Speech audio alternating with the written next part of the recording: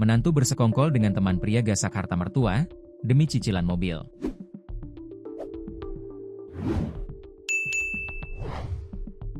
Seorang menantu berinisial F nekat bersekongkol dengan teman prianya untuk mencuri perhiasan milik sang mertua.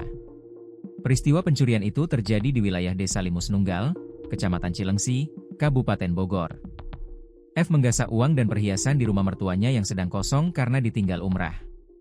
Kapolsek Cilengsi, Kompol Edison mengatakan, pengungkapan kasus ini bermula dari viralnya rekaman CCTV yang memperlihatkan aksi pencurian. Dalam rekaman tersebut, tampak seorang pria bertopi membuka pagar rumah lalu masuk ke dalamnya. Polisi pun langsung mendatangi tempat kejadian perkara, TKP, melakukan pengecekan dan menggali informasi dari saksi-saksi di sekitar lokasi. Penyelidikan dilakukan setelah korban pulang umrah. Dari keterangan tersebut, kami tidak langsung bergerak karena pemilik rumah saat itu sedang umrah. Di tanggal 21 Oktober 2025, ibu pemilik rumah baru laporan ke Polsek Cilengsi. Ujarnya dikutip dari Tribun Bogor, Sabtu, 25 Oktober 2025. Kompol Edison mengatakan bahwa dari keterangan pemilik rumah, hanya 3 orang yang mengetahui keberadaan benda berharga di rumah tersebut diantaranya putranya, menantu dan pemilik. Karena itu, polisi segera melakukan pemeriksaan terhadap putra dan menantu korban.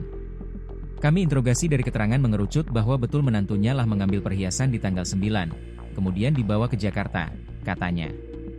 Dari pengakuan tersebut, pihak kepolisian melakukan pengembangan dan berhasil membongkar adanya skenario dalam aksi pencurian ini. Rupanya, pria yang terekam CCTV memasuki rumah merupakan rekan dari wanita tersebut yang berperan seolah-olah melakukan pencurian. Dia merencanakan ini di Kepulauan Seribu dengan teman prianya, jadi seolah-olah rumah itu ada kemalingan.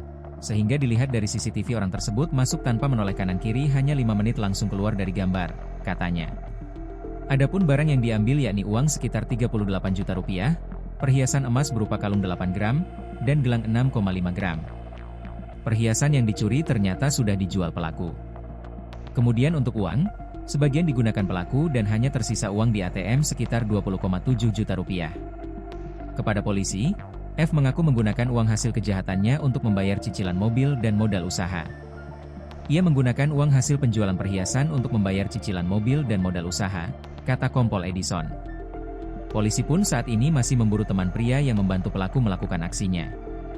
Saat ini, F sudah ditahan pihak kepolisian di Rutan Paledang.